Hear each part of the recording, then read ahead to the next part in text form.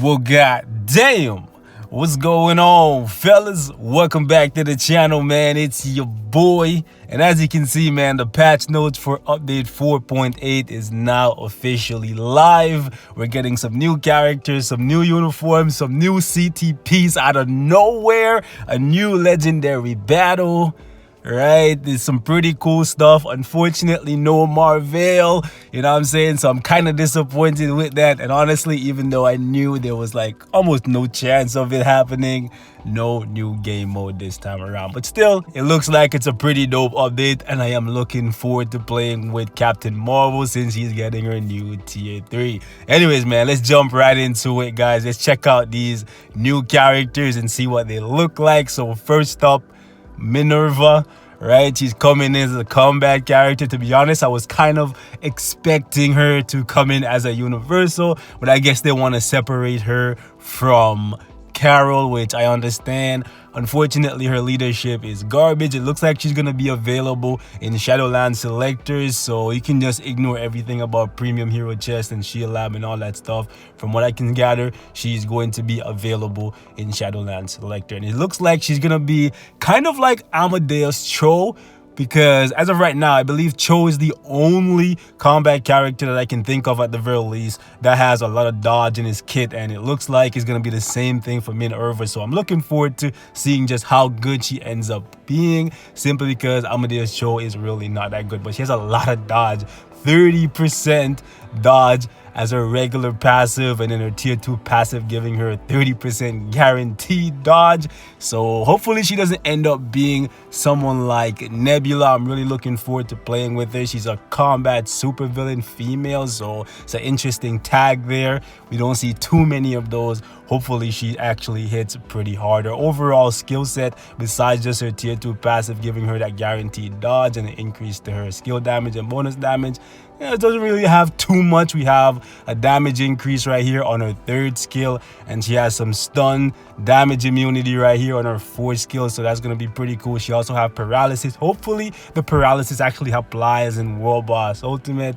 Hopefully that is the case, because that would be pretty cool. However, considering we already see characters like Corvus in the game who have paralysis and it doesn't actually apply in World Boss Ultimate, I doubt that's going to be the case for her. But if it does apply in World Boss Ultimate, that would be pretty darn cool if you ask me. Overall, I think she's going to be a decent character. I just hope she hits pretty hard. It looks like she has enough survivability in her overall kit. Hopefully the damage immunity goes up from 50% to 100% for 5 seconds. That'd be pretty cool. Hopefully she has a couple iframes sprinkled in. She could be a pretty dope character if you ask me. Moving on, out of nowhere, we're actually getting Korra, and honestly, I'm interested in seeing how he plays, because they put him in the speed class and I wasn't really sure where I would want him to go, but I'm looking forward to seeing how he plays in Marvel Future Fight, because all the other games like Strike Force, they're getting him too, and it looks like he's pretty cool over there. So hopefully he ends up being a pretty cool character here as well. It looks like he's going to be available in Shadowland selectors.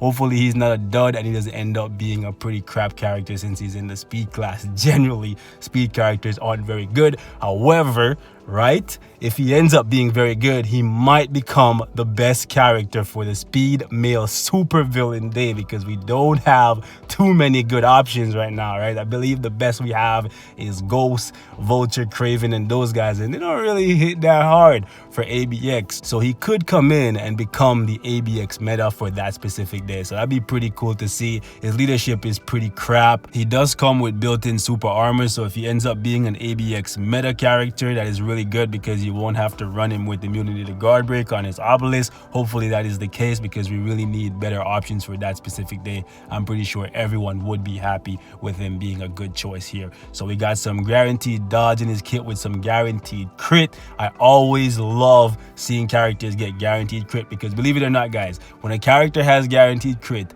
generally their damage is really good. Like, go in the game, the only character that I can think of that has guaranteed crit that doesn't hit very hard anymore is actually Iron Fist, Right, once upon a time, Iron Fist hit like a truck, but right now, he doesn't really hit that hard. But everybody else that has guaranteed crit that I can think of off the top of my head, they hit really, really hard, like Invisible Woman, Cable, Deadpool, you know what I'm saying? So seeing guaranteed crit just gives me hope that this guy might actually be pretty darn cool. So we got some defense down here. Hopefully this can be applied in World Boss Ultimate. That is my main concern. If it does actually apply in World Boss Ultimate, that'd be pretty cool. Last for 5 seconds. The skill cooldown time is actually 6 seconds. So cut it in half. That's 3 seconds. Every 3 seconds you can put this up.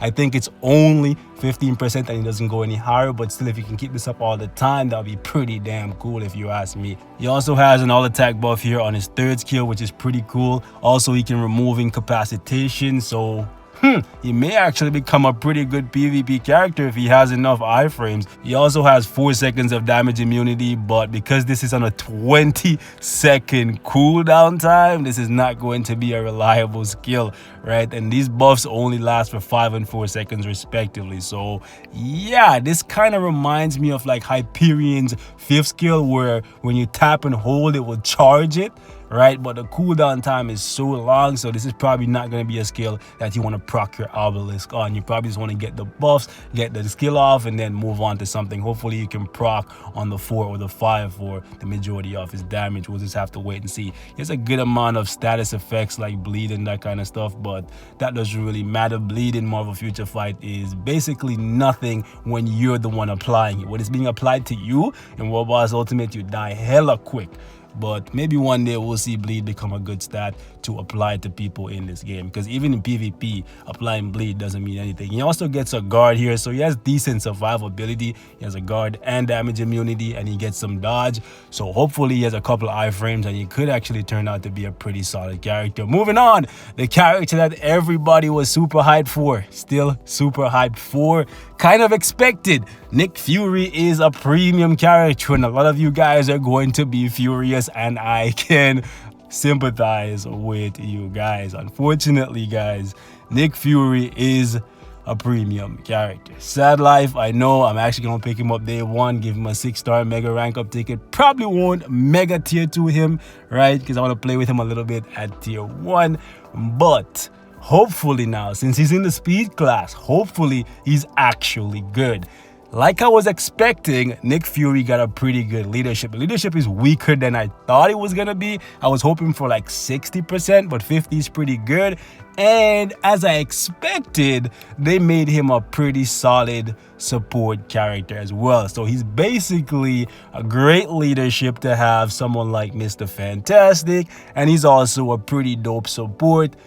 I wouldn't say he's better than Phil Coulson, because the guaranteed crit is hella freaking useful, but so is super armor. Super armor is pretty cool for characters that get guard broken a lot, so I like to see them mixing it up and not just giving him crit rate like they could have done here. And this is actually pretty damn cool. So hopefully his own damage is good, because generally when characters get like really dope tier 2 passive and good leadership, i.e. Mr. Fantastic, you know what I'm saying, they don't hit that hard. I'm hoping they didn't miss the mark with my guy Nick Fury, but he's getting a uniform, so hopefully either with or without the uniform, he does respectable damage.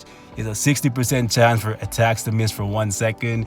That's okay for like PvP or Shadowland, but that's not gonna really do anything unless it applies. If this applies in World Boss Ultimate, then we're talking, right? But besides that, no real value in that for me. 1 second is basically nothing. By the time you put it up, it's gone. He gets a guard here, 2 hits for 4 seconds. Hopefully this guard goes up, because that's not really that useful either. I'm hoping for a couple iframes, otherwise he might actually end up being another Phil Coulson, where support, leadership, that's it.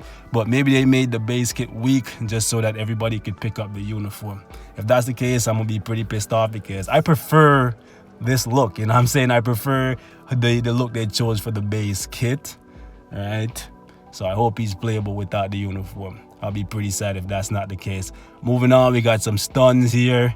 And moving down here, we got some more stuns, a big attack buff here, 20%. That's pretty cool. So it looks like overdrive is going to be the ISO set of choice right off the bat. So we're going to be spending a lot of gold. Thankfully, I actually saved up 100 mil just for this update. I was expecting Marvel to come in as well. So yeah, kind of sad about that. But moving on, we got the uniforms down here. The uniform bonus for Carol doesn't really tell me much besides the fact that it's a premium uniform. All of these uniforms are actually premium, so I'm hoping all of them are actually very, very good. Moving on, we got Ronin, and he looks like he's gonna be a freaking beast. I'm loving it. The uniform bonus is actually really, really cool. We got increased damage to superhero types, which means, right, he could be a solid PvP character if his skills got changed around a little bit. I'm looking forward to what we get from Ronan the Accuser. I'm so happy, boys. I'm so happy. So enhanced a couple skills. We don't know what that means yet, so we'll have to wait for the live stream and obviously for me to get my hands on him, because yeah, boys, I'm going to be spamming videos. Like, trust me, guys, you're gonna see a lot of videos over the next few days with all these new uniforms. I probably will do like 2 or 3 videos a day, you know what I'm saying, because I have a lot of games that I'm playing right now and I want to pump out future fight content as well. Next up, we actually have Minn-erva, and she actually got 10% increase to chain hit damage. This is actually pretty awesome. If you go ahead and take a look at every uniform that we've ever gotten that has the chain hit damage, none of those characters are weak. Cable has it, Sharon Rogers has it, Quicksilver has it, Gambit has it natively in his kit, right? All of the characters that we've ever seen with chain hit damage increase are all powerful. So hopefully this is a good sign. Hopefully now she's not a dud, but since it's a premium uniform, they may have invested quite a bit into it. So hopefully it is actually worth picking up. We'll have to wait and see. Next we have Young Fury, the Furious One, and his uniform bonus is actually making his 5th skill and his tier 2 passive better. How much better remains to be seen, but hopefully it's by a significant margin. It would have been cool if this was also making his leadership better as well, but it's okay. Maybe it's too much. Maybe he's actually a beast already. It remains to be seen. So down here just telling you guys about the uniform sale period and all that stuff, and then we got this awesome tier 3 action. Boys, it's going down. As soon as I unlock her potential, we getting tier 3 Carol up in this, boys. Expect to see her a lot. Expect to see a lot. I said expect to see a lot of gameplay using Carol. And it looks like she stays without the Mohawk helmet thing until she goes in her radiant form, which is what a lot of you guys wanted. I personally don't care because she basically just kind of looks like Black Widow without it. And if you've seen Black Widow, you've seen Carol. I'm just saying that's basically what it looks like to me right now, but the skill looks way freaking cool. Now, to be honest with you guys, even though I think the skill looks way freaking cool and I'm hoping it hits really hard, and I'm definitely going to bring her up to tier 3 ASAP, I'm not really too happy with the effects that it chose to give her for her tier 3 skill. Like fear, silence, fracture, stun, all that stuff just screams PvP to me, and I don't think now, right? I may be wrong, I could be wrong, I hope I'm wrong, right? But I don't think she's gonna be a PvP character, and basically all those effects are useless in World Boss Ultimate. So yeah, that kind of sucks. However, the chance to penetrate and that kind of stuff is really cool. Ignore dodge is always pretty cool. I was hoping that would last longer, but it is what it is. Hopefully the damage is really, really good, but I'm just hoping that just by getting the uniform, we're getting 5 new skills with a ton of freaking damage, and the survivability that she had before gets increased slightly with new iframes. You know what I'm saying? Moving on, boys, we got the new legendary battle. Everyone expected that. Thankfully, right, it's only 2,500 crystals. They decided to not do what they did with Black Panther, so that's pretty good. I know a lot of you guys were scared about that. I was scared about it as well, so don't worry about it, guys. You don't have to pay a lot of freaking crystals for Carol. There's a new uniform collection set that was added that is pretty typical these days. Whenever we get a themed update, that usually is what happened. But moving on, boys, more interesting stuff. New CTPs. What? You know what I'm saying? This came out of nowhere to me. Like, I was definitely not expecting to see any new CTPs anytime soon. And I thought if we were gonna get new CTPs, it would have something to do with Apocalypse, since they're basically supposed to be stuff that were created by Apocalypse. The Celestial Tech packs, you know, we all know Apocalypse, he uses celestial tech. That is part of the reason why he's so strong. I was hoping they would stick to that kind of theme and bring in new CTPs when Apocalypse gets a new uniform, level 70, all that kind of stuff. But I guess they don't want to wait that long. Honestly, I only think one of these two CTPs are going to become a part of the new meta, and I actually think it's the CTP of Regeneration, simply because we get the max HP. 34% kind of seems awkward. Should have probably just kept it at 40, you know what I'm saying? That would have been pretty freaking awesome. But max HP with immunity to guard break, right? Increase HP regen by 90%, and when you're below 50% HP, you get a 35% HP shield that cannot be penetrated. Cannot be penetrated, right? That is freaking awesome, meaning that's better than invincibility, because invincibility can be penetrated, right? In PvP these days, it's like you don't even have invincibility. People like Strife, Dr. Doom, all that. Your invincibility obelisk pops in and they just still wreck you. But with this new CTP, you literally have to go through the HP shield. That is freaking awesome. It means now more than ever, every character that you're building specifically for PvP needs to have a ton, and I mean a shit ton of HP, because when this thing procs, it's gonna force the enemy to go through that HP shield. This is probably going to replace the CTP of Authority in the eyes of most people as the best PvP CTP, if you ask me.